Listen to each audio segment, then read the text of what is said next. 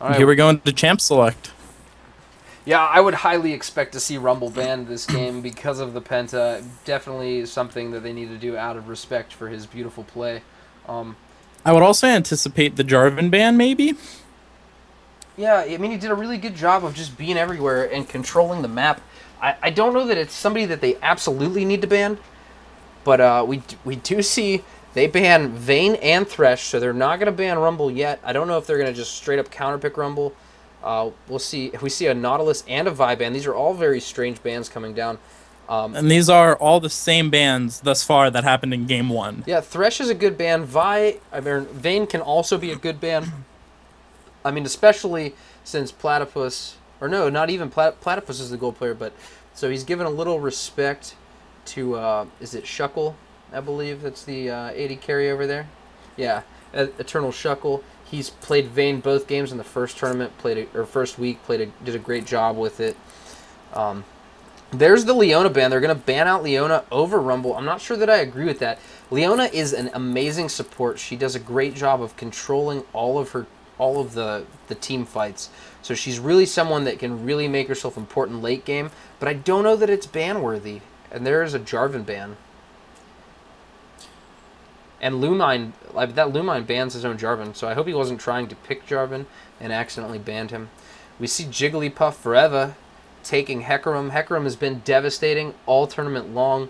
I think there's only been one game where a Hecarim's team has lost, and he's been picked quite a bit. So I think that banning Hecarim over Vi or Nautilus is probably a better choice. While Nautilus and Vi are both good champions, Hecarim is, I feel like he just has a lower skill cap, so he's just easier to own with. And we'll see what happens, because Hecarim was banned last game, I believe. And so we'll see if he's the golden ticket to Blue Team's victory this game and bring us into that Game 3.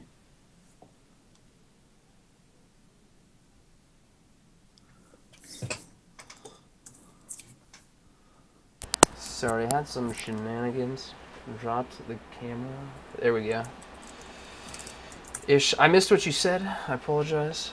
So if you could repeat yourself. There's a Blitzcrank pickup, and I really like that. I think Blitz is a really good champ to have. Bioslot did a great job with Leona last game. So yeah, I think that he shows that he's a competent enough support to handle Blitzcrank, and Blitz is really a game changer. He forces people to fight you when you don't want to.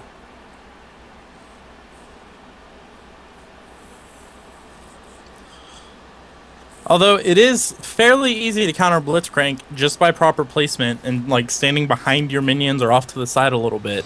So we'll see if Blue Team can do that and prevent Blitzcrank from being used to full effectiveness. Yeah, but although that doesn't stop him late game. There's more than just that, though. With the way Right.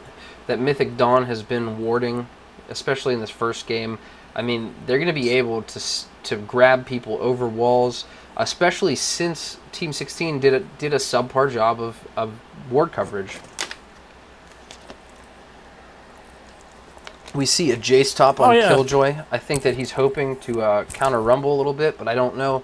That Rumble was played phenomenally. It's going to be really hard for him to deal with.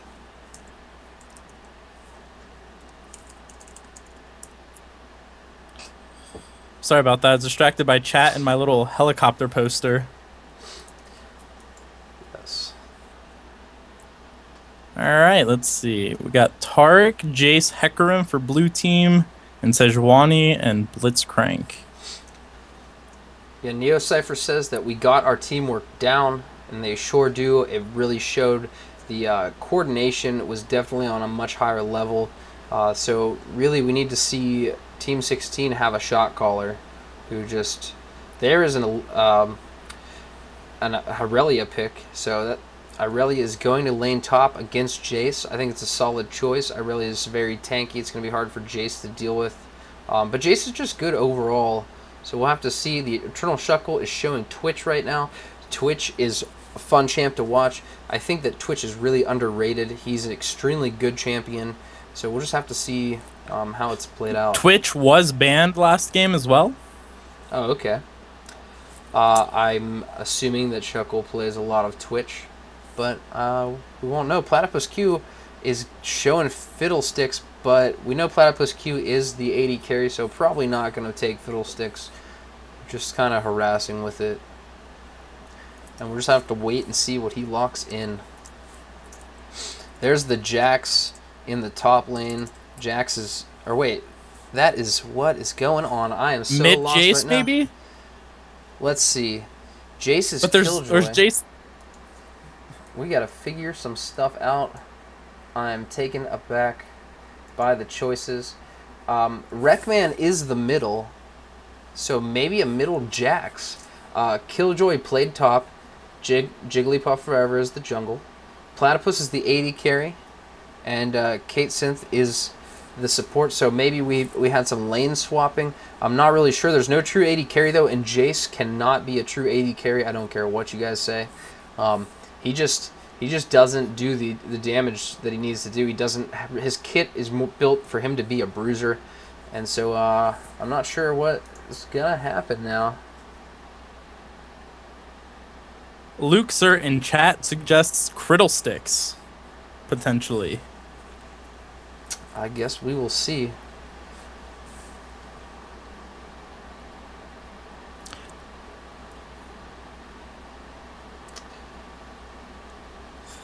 Well, I don't know about you, but I really hope Jason and Irelia both go top. That's the lane I will be looking forward to, having played both champions myself. I think it'll be interesting to see how they stack up against each other. Is there any lane you're looking forward to in particular? I want to see what's going to happen bottom lane. I'm not sure what's going on. If Platypus is going to take over mid, but I don't know. So we're going to have to see. There's some crazy stuff happening here. There are a lot of ignites on Team 16 side, and I'm not really sure that I agree with so many ignites. We do have an exhaust, but we have no cleanse, no barrier. Cleanse can be really helpful on Twitch when he stacks up 5 poisons. So yeah. And I definitely like the teleports on purple team. It will give a more global map presence and also allow cool little things like Draven did last game, where he teleported to the bush and almost picked up a kill because the other team had no idea he was able to teleport in there.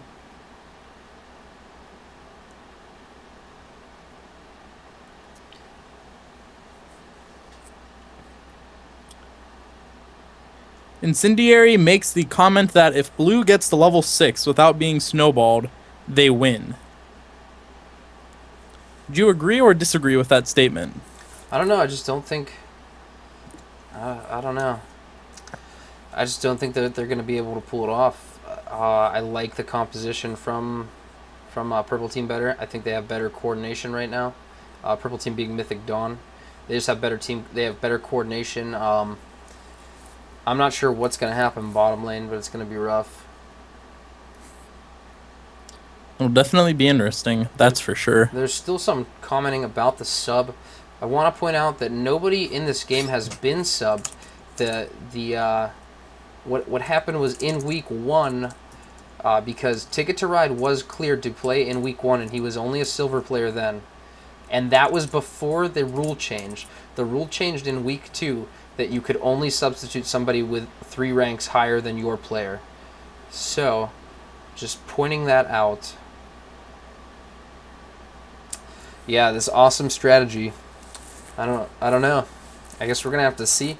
Sejuani herself is also a mobile jungle, especially after a rework. She's very formidable.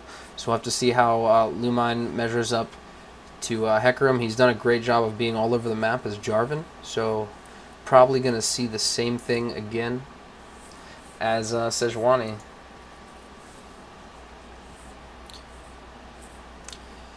So yeah. We have I'm just at a... Go ahead. No, you go ahead. Nah, by all means. Alright, I was just going to say, I'm guessing that Wreckman's still going to go mid with Jax, which might be interesting because he's against a Diana. She has no escape mechanism, so it might be a good call. So we'll have to see. Diana did pick... she did pick last, though. So who knows? Maybe she was trying to counter Fiddlesticks. It'll be interesting. I wonder how much Neo Cypher's played Diana since the patch. She was updated a little bit. I believe her shield now stacks if the orbs go away. I believe is how that works. Yeah, it was a little bit of a nerf, but a little bit of a buff from mid to late game. So nerfed early game, she doesn't clear as well, but buffed late game. And we're going to go into the loading screen right now and see some magic happen. I am also excited to see what exactly Team 16 has planned. So yeah, Platypus Q with the interesting pick of Fiddlesticks. He is he's easily the best player on Team 16, in my opinion. He was the MVP last week, and he played a pretty good first game this week, or this first game.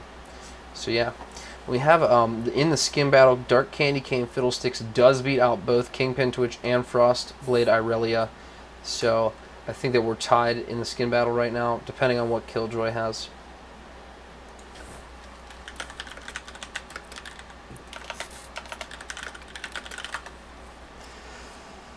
All right.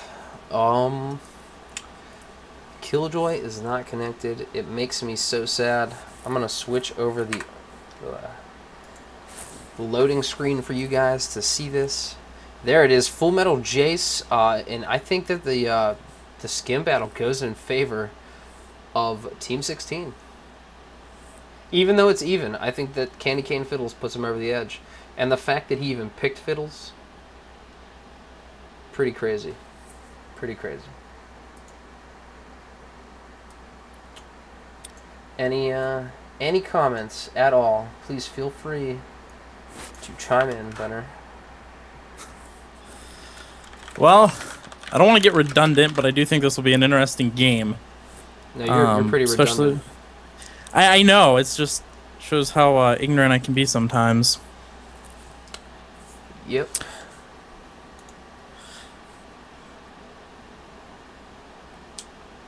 So any predictions on First Blood? It depends on where the lanes are going. I'm going to give the edge to the Blitzcrank lane, though, because Blitzcrank likes to pull people under that turret, so we'll just have to see how pushed up Team 16's bot lane is going to be. I wonder if we'll see an invade this game. Blitzcrank can quite easily steal the Golem or another champion that's in the way at like blue buff or red buff. I really think if we see an invade, it's going to be coming out of Team 16 this game. Because they just have such an interesting composition. They might be trying for some kind of invade play, but their positioning, I'm not sure. Jace, yep, they're all going mid, it looks like. No, Fiddles is going to play bottom lane with Taric. So the Taric stun with the Fiddles is going to let him lifesteal a lot, but I'm not sure that it's going to work. I don't know. I think that if Lumine pays close attention to his bot lane, it won't make too much of a difference. So we will have to see. They are going to look like they're gearing up for an invade here. Going around the bush, they're going to invade on red, it appears. Which will really set Sejuani back and make it hard for her to be bottom as much as she needs to be. And they are pinging. I don't know if that's an invade or just like a fall back. We'll see what happens. If they wanted to get clever, they might be able to try and catch Irelia, but unfortunately, they don't have that all-knowing power that she's there like we do. Yeah. We see two flasks coming down for Mythic Dawn, so there's going to be a lot of sustain in the top and the bottom, or the top and the mid, I apologize. Irelia has a lot of sustain herself, and there's the back from Platypus Q, and he's going to go right bot, so there's not going to be an invade. They're just defending, and we're just going to see a normal start to the game.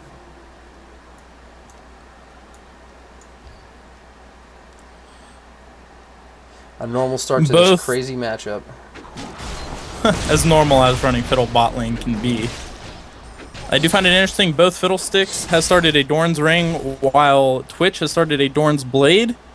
So aside from the sustain given from those items, no health pots on either of the, I guess we'll call them carries? Yeah, well, I mean, Twitch is going to have to be careful here. Fiddlesticks, because of his life steal is just so good and has such a fast cooldown, especially if he's running the right masteries and rune page. He's not going to have to worry a whole lot about health pots. I mean, it's Fiddlesticks. He's just going to life steal and be okay. Twitch is going to have to play safe, so Fiddles is going to have to get close. So we're going to have to see. We do have Jax going top. Wreckman opted to switch lanes with Killjoy, so Killjoy is going to play mid against Diana. Now let's check out this bot lane, because that's where it's going to be interesting. Will Blitzcrank be able to be enough to nullify the Fiddlesticks pick? Incendiary Spade thinks not, but we have to see. We do see they have that bottom bush warded, which might hinder Blitzcrank's pulling ability because they'll know where he is. Yeah, but just by knowing where, even by knowing where he's at, just by standing there, Blitzcrank is zoning these two out. So Blitz, he should probably, yep, there's the ward. So now he could see it. So now they know that they can't push up, because he could just get a pull off and probably get a quick kill. There's the shot, and it misses. I don't know that I like it. Twitch wasn't in a good position to follow up, so I'm not sure. We'll have to see if Biosloth can start landing them. There's the Crow bouncing around everywhere, dealing tons of damage. And top lane, just see some normal stuff. Jax hits level 3 just slightly after Irelia, and they're trading pretty evenly.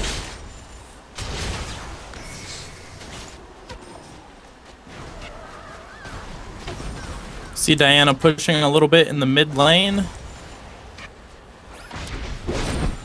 However, that shouldn't be too much of a problem for Jace the last hit. And the teleport going top lane. Yeah, it's going to be Diana should be able to pick up this kill. Diana. The first blood is going to go down. Yep, there it is. It's a beautiful move. Like you said, teleport really gives them a lot of control over the map. Neocypher paying a lot of attention. Really good job there. I have some talk in the chat that says that Killjoy was always their mid. That I do not think is true, because last week Wreckman went middle as Kha'Zix and Ezreal. Twitch is forced to flash after the fear and the drain take him dangerously low. So Diana's going to have to roam bot, or Lumine's going to have to show up there and put on some pressure.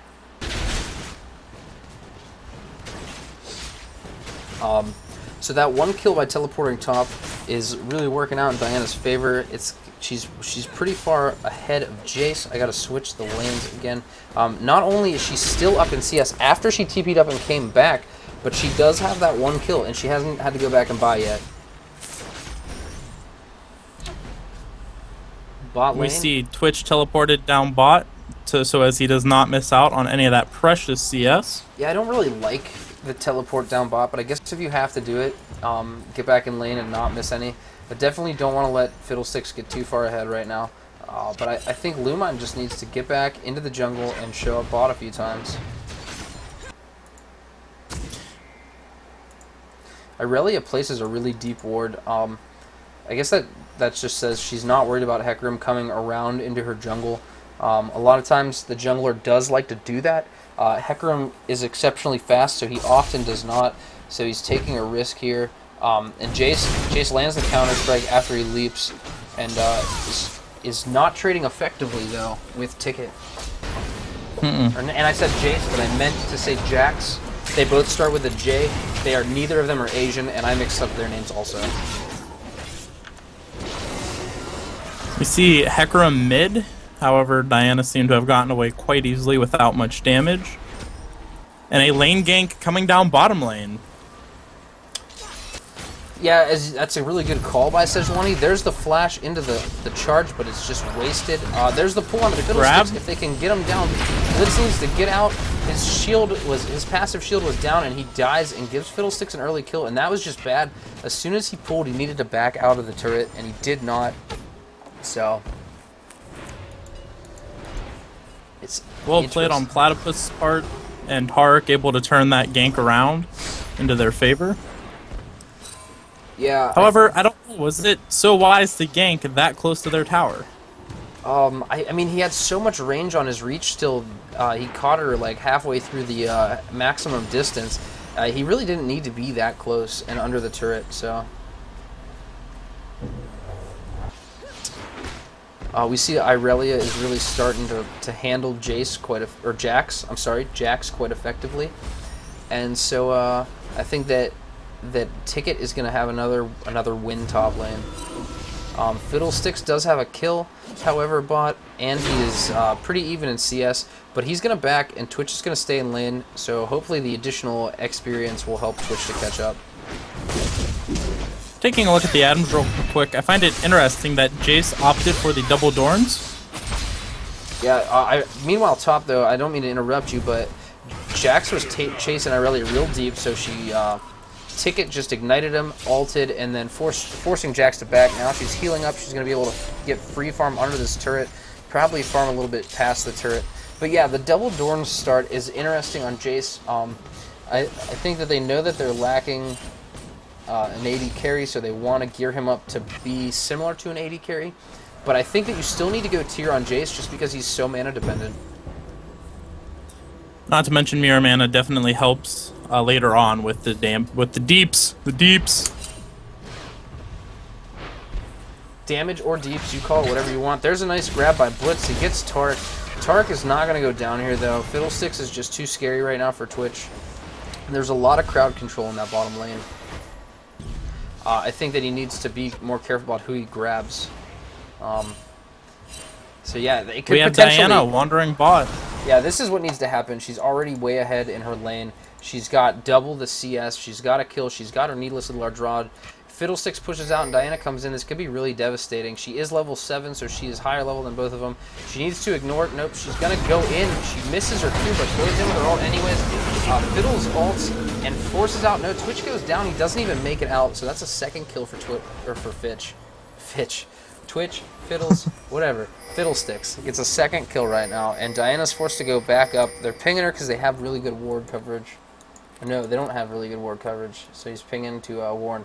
But Purple Team, excellent ward coverage again, and this is going to play to their favor late game with Blitzcrank. And here comes Jace. Oh. Incorrectly guessing the location of Diana. Yeah, Sedge went top again. Jax is going to have to back again, so really Irelia is going to get way far ahead. They're fairly even in farm right now, but Jax did die once already to Diana. He's falling behind in level, and Irelia just needs to really focus on CSing. Jax is going to come back with his boots, so he's going defensively, but it's not really going to be an amazing start against Irelia because she's not a very aggressive champion early game. He does need to watch out, though, for when Irelia hits level 9. She should have her Heat 10 style max at that point, and she'll be doing 75 true damage per hit, which could definitely be scary if his Counter-Strike is on cooldown. Yeah, and again, that just goes to show you, like, the Ninja Tabby is not a good choice because who's come up to gank him? It's Sejuani and Diana, and both of them are AP champions. So I'm not really sure about his decision-making on the Ninja Tabby. I guess it helps with the auto attacks. But yeah, anytime he comes in, Irelia can just stun and walk away if Ticket doesn't like the engage. There, Twitch finally does pick up Taric, giving him a little love in this lane. He's up 10 CS on Fiddles. Definitely 80 carry, like Twitch as an 80 carry, just as a champion in general, is going to farm a little more easily in that lane than Fiddlesticks is, who's going to rely on his abilities to farm. Overwhelmed is down, but it's not a big deal. I have to switch the team sides and give a point to...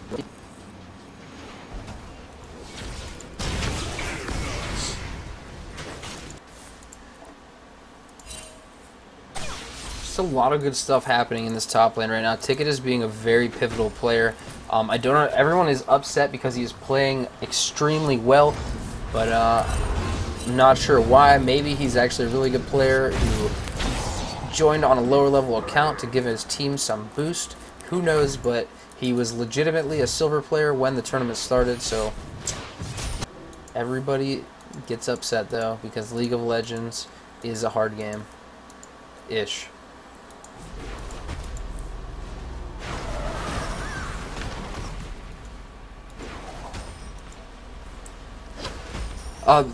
The gold lead is in favor right now of Mythic Dawn. Again, we see actually, surprisingly, even though the kills are even, and Blitz, I don't know if he was trying to grab Twitch there. It was the goofiest thing ever. He missed a standing still Fiddlesticks, though. So we're going to say he was hoping to pick that up. Diana's going to go in. It looks like, is she going to go under the turret? No, she lands her Q. She probably could have gone under, got the kill, and gotten out, especially since Hecarim was bottom. But a lot of times in the middle of the fight, you don't really notice it. So Fiddlesticks does have all 3 kills for his team, Team 16. And we notice, though, even though they're up in kills, they are down 1.5k. Up comes Lumion for a beautiful ult. He lands the stun, gets his slow off, and I don't know if Jack's going to make it out. No, he jumps away to the minions, and he gets out under his turret again. But he's going to back, and he's going to fall behind even further in XP. He has done a great job of keeping up, though, in level with Ticket.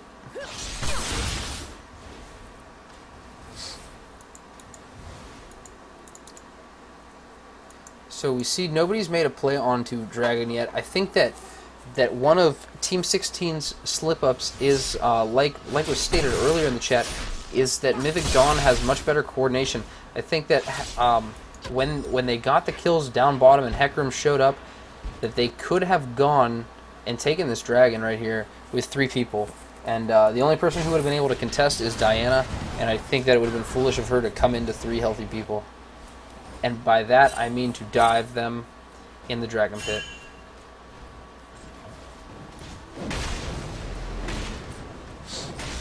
Looks like Hecarim is gearing up to gank out of the Tribush and bot lane.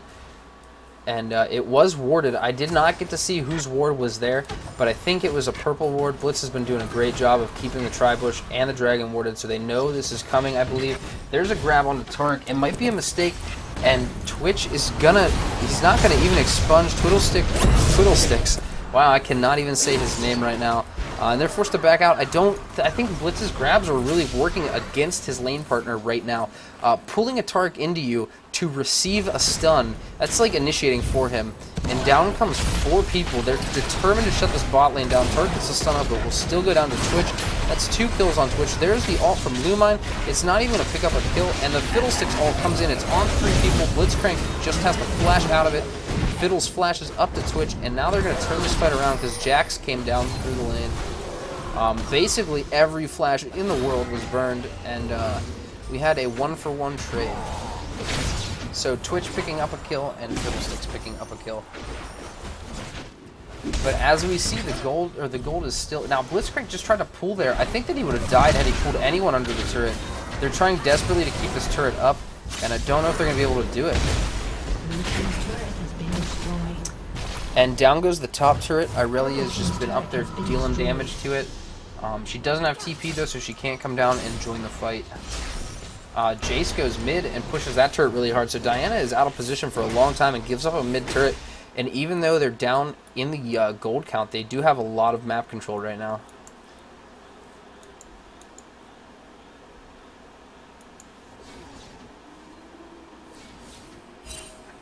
You are muted. I cannot hear a word you're saying. I don't know how long that's been, but I've been waiting for you to talk and just saying random nonsense and not being able to hear you. I still cannot hear you. We are having technical difficulties.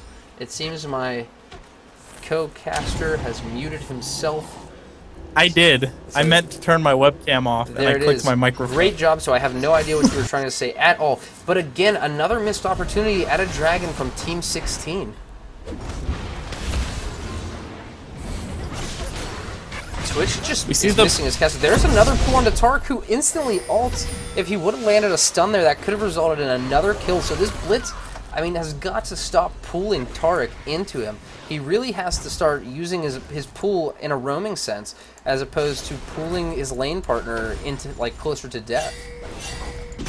We see a put Go ahead. On blue. Jax might be dead here. We have Hecarim coming up. He jumps in. There's no ults yet. Wreckman is going to go down instantly. There's Jax. Yeah, the entire... This is the coordination we're talking about. Irelia is all over Hecarim. They're going to dive this turret because she's really tanky right now. She has her Phage and her Ninja Tabi. And there's... Oh, the stun missed from Lumi, but he was able to follow it up and get the kill. Jace might come in and get some kills. No, because Diana is still there. This is a mistake by Jace.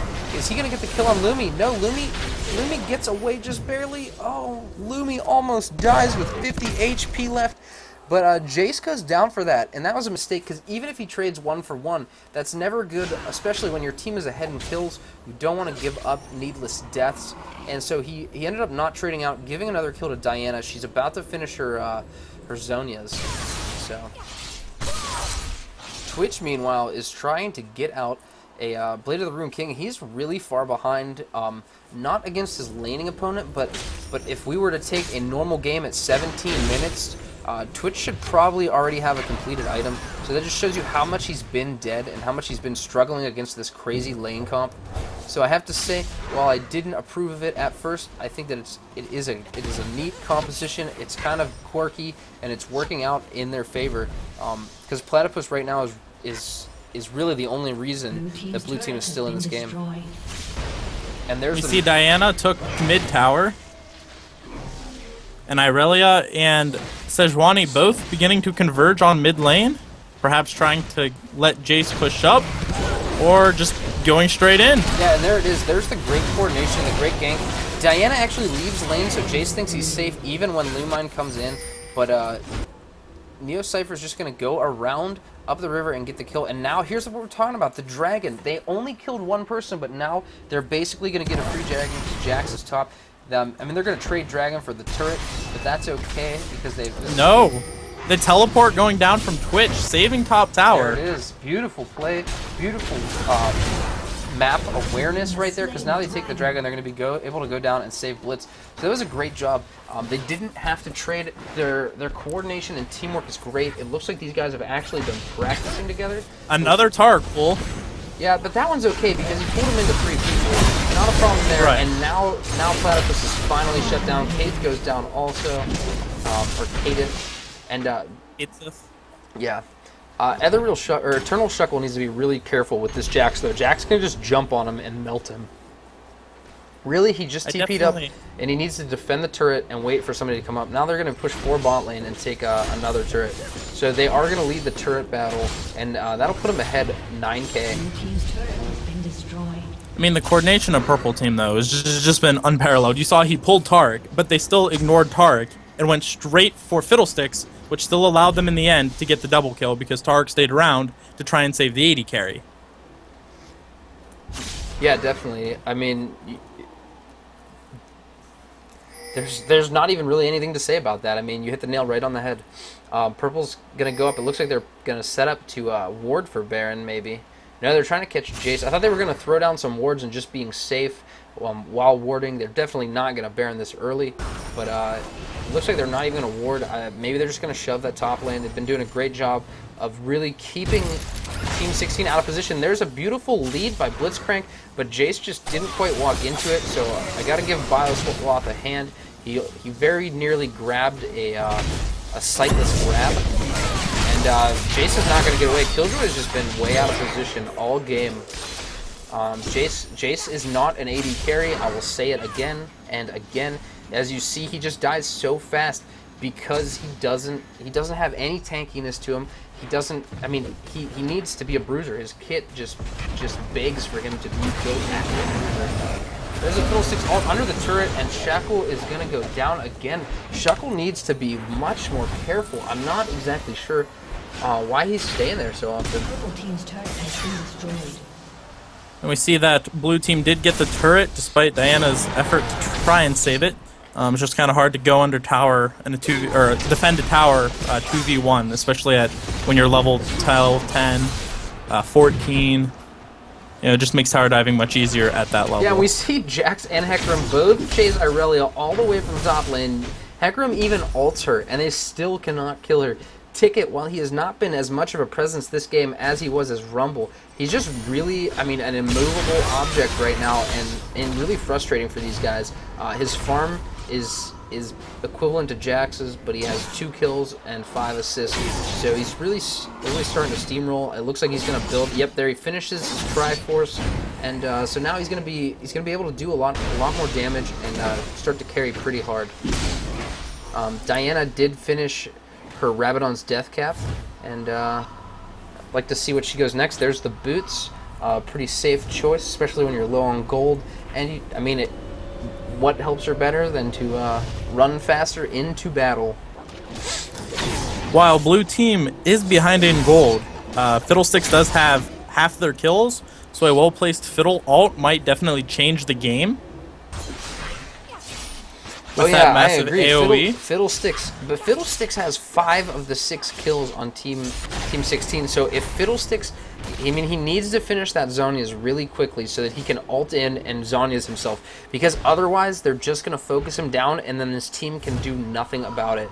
Purple team's doing a great job of keeping pressure and ward coverage in the jungle of Team 16. That's just the coordination, though. And Hecarim is thinking about going in. There's the grab on the Jax. It looks like he is going to go down before anyone can help. There's the Fiddlesticks ult. No Zhonya's. The ult from Sejuani holds him in place there. And look, he just doesn't do enough damage right now. Even with 5 kills, he really needs to get his Rabadons. Because with the Rabadons, I feel like he picks up 3 kills there. And instead, there's no Rabadons, so they trade 5 for none. Tarek gets the stun. He could go in for the kill, but it will cause him to die himself. I think he's going to die anyways, because Irelia is cutting him off. No, Ticket does not cut him off, but this is going to result However, in turrets. she was able to Q to a minion and catch up. Yeah, I don't think she's going to dive the turret at half health. She has built a Trinity Force and MR, so there's no point in her going in. This turret is going to fall. There's no way that Tarek can defend it. Oh, and they're just going to focus him down and kill him. There's his ult and his heal. Ticket's going to get low, but he's going to back out, and Lumine's just going to continue pressuring. Bot lane, we see Twitch is taking a turret. Hecarim was afraid to engage Twitch there, and I don't think he needed to be. He does not have any armor, though. He went a fast Negatrons for his Spirit Visage, and so yeah, he was a little hesitant to engage there, and they picked up a turret. I think they probably could have picked up 2 or 3 turrets out of that 4 for 1, or 4 for none, I'm sorry. So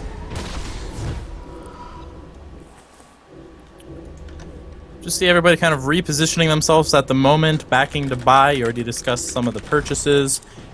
I see that Blitzcrank has finished his Manamune. yeah, there's some playful bantering. Ticket says that cheating does not guarantee a win. Fiddles asked who is cheating. There's the Dragon Timer. Again, great coordination. Their Dragon's going to come up, and blue team doesn't even know it. They don't have any wards down here on Dragon. And Dragon's just going to... That's the second free Dragon. So once this Mythic Dawn team takes a first Dragon, they're pretty much guaranteeing themselves the rest of the Dragons. They're doing a great job of just being ready for it to come up and paying attention.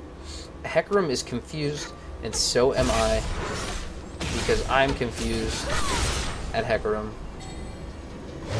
One problem I think I want to point out with Hecarim's build is he got that, is it Spirit of the Elder Lizard? Yeah, the Spirit of the Elder Lizard item first, and as Hecarim, I really feel that you need to get those Boots of Mobility, because the Boots of Mobility allow you to gank and be everywhere all the time. It makes you just so crazily fast. While his passive, it's not really great. Another missed blitz grab, but that's okay. It was on Tarek again. He's got heat-seeking Tarek rocket hands. But I was saying, Hecarim's passive gives him additional damage based on his movement speed. So while it's not a great passive, the Boots of Mobility still are nice for that initial strike when you're coming out of the jungle with your E. But yeah, I'm just not sure at the choice to go just normal boots. I think that you need to go Boots of Mobi early. I know that it doesn't give you damage, but it's not about the damage. The gank is about a 2v1 or a 3v2, and it's about just putting somebody out of position, coming in real quick, and getting some crowd controlling effects down. Although I do question why Hecarim... Well, no, I don't. Diana does have 5 kills. What were you going to question about Hecarim? I was going to question why he went for the semi-quick Spirit Visage instead of a more tankier or health-oriented item. Yeah, I mean, a lot of times you'll see a player, they could either get the Spirit Visage or the Frozen Gauntlet first. Those are both really solid items for Hecarim. A lot of players prefer the Frozen Gauntlet because with the Spirit of the Elder Lizard, it adds the Sheen, so it gives you the Sheen proc. Who won game 1, asks Hectix. Game 1 was won by Mythic Dawn. Mythic Dawn is purple team right now. And they have a 10k gold lead, well, 11k gold lead. So and here comes the ult from Sejuani. I keep forgetting her name when I go to say it. Yeah, but Twitch is just sitting in the back with his spray and pray, and he's just lighting everybody up, but Diana comes in and, I'm sorry, Diana just goes in and cleans it up, but and the pull from Blitz, again on Tarek. And Tarek says, no, you're dead. That's what you get for pulling me. But Tarek had enough of those pulls and finally got Blitzcrank back for it. yeah, and there's the ace, and this is probably going to be the game. Well, maybe not the game, but they're definitely going to get an inhibitor, and that's like the beginning of the end whenever you get an inhibitor. Who's the AD carry? The AD carry is Platypus. He played a Fiddlesticks bottom lane. Actually did a really good job. Went 5-1 in his lane. Shut down Twitch really hard. But as we saw, Twitch just had really good positioning in that fight. He stayed in the back. He just threw out a lot of spray and plays. And not only is Mythic Dawn so far ahead, but Jax wasn't really with the team. He was still in lane when that fight was happening, so he was late to the show, and it just didn't work out for him. Twitch, while he's not really fed, still does significant damage in the fight. But Hectix, I would like to point out that you missed game 1. You need to go back and watch the VOD, because Ticket to Ride picked up the first ever U of Cincy LOL pentakill with Rumble. It was beautiful. Caitlyn tried to deny him. Platypus almost got away, but died anyhow because of Rumble's flash. So it was a really close play, and I think that you really enjoy seeing it. We see Blitzcrank has the Oracle's Elixir going around warding as well as denying any wards he comes across. Currently only 3 blue wards left on the map.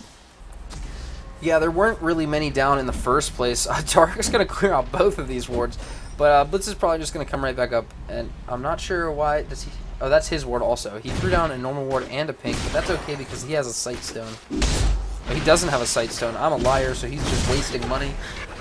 By not going an early Sight Stone, he really sets himself back. His Aegis is coming out super late. He's only got Boots, an Aegis, and a Philo. And here we see purple team grouping to push mid. Yeah, they've done a great job of just being together. We see that blue team has 1 top and 1 in the jungle taking red. Very dangerous. While nobody killed Jax at his red, it's still really risky because if he gets caught there, a red buff is not worth having him die. Because even though I would say that this game is probably going to end in Mythic Dawn 2-0ing Team 16, you know, there's still always a chance these guys aren't professional players. Fiddlesticks has 5 kills. His Zonia's is complete. He just needs to remember to use it. So yeah, I mean, there's still potential. They need to keep everybody alive, try and catch out a few people, but Mythic Dawn's doing a great job of just always being together, and it's just going to be rough. Blitzcrank can really single out those Team 16 players. Mythic Dawn acted like they were setting up for Baron and forced blue team to respond by coming towards Baron. The ult from Sejuani, the grab from Blitzcrank. You know, the grab from Blitzcrank I don't really like because even though they aced him for none, you know, Twitch activated Spray and Pray, which goes through everybody. But if you see Lumion made a risky play to face check this bush, he's really lucky that there weren't 5 there because he was gearing up to face check 5 and ended up like 3 of them moved out. So he got lucky. He might have been melted down, but he is really tanky right now. And this is going to be the push for the end of the game. Yeah, they're going right for it. Neo's going to tank the turret. They're going to get 2 turrets out of this, I'm guessing. And up there's the GG and the surrender. And a quick 2-0 by Mythic Dawn over Team 16. Both games, this game 30 minutes. The previous game was about 25 minutes, 30 minutes maybe also. So a quick and decisive victory. A Rumble pentakill and a Fiddlesticks bot.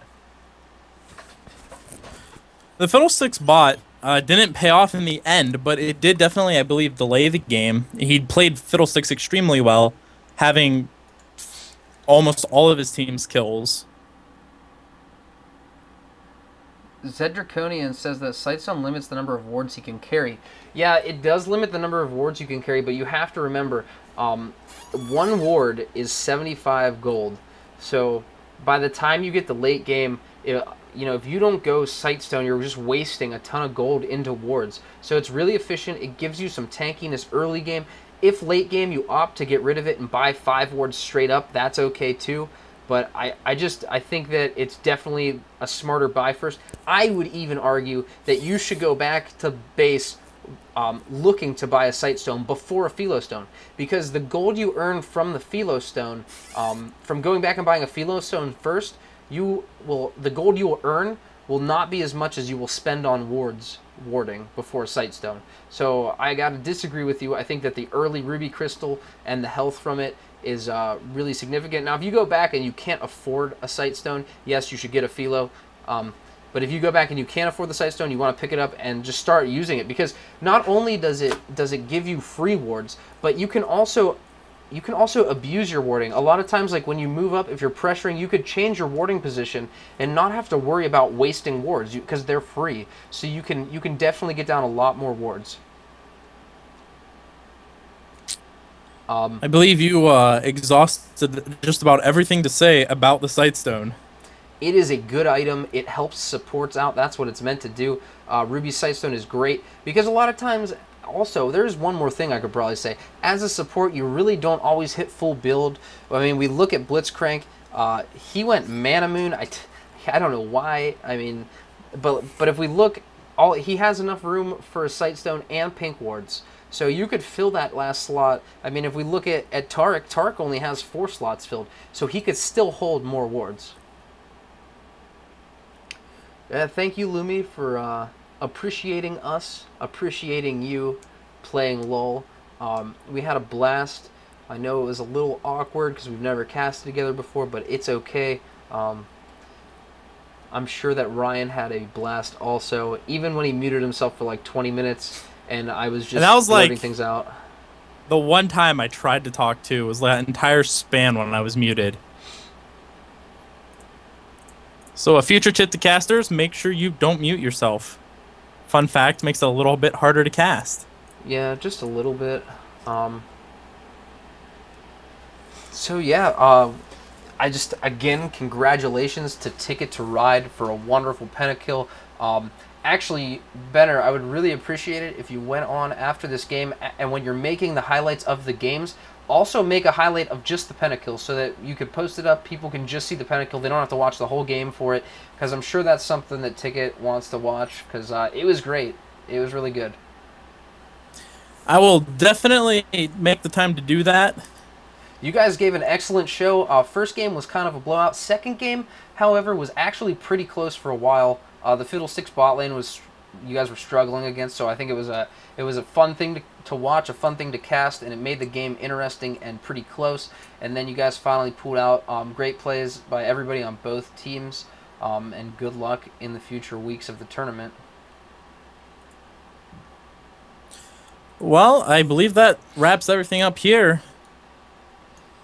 Yes, is Master Ninja, is that Ticket speaking?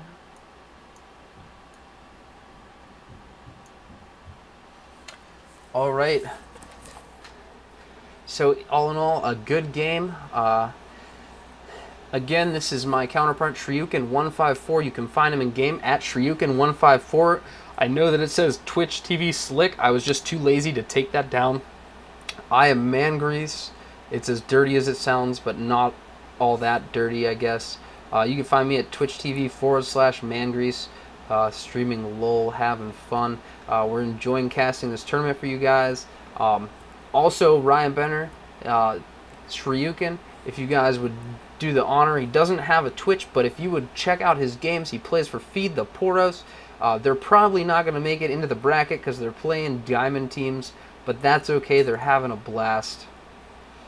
So would you have anything else to say? Any infinite wisdom for our viewers for the future tournament games? The floor is yours, sir. No, but I am going to shamelessly plug for that fantastic YouTube channel we have.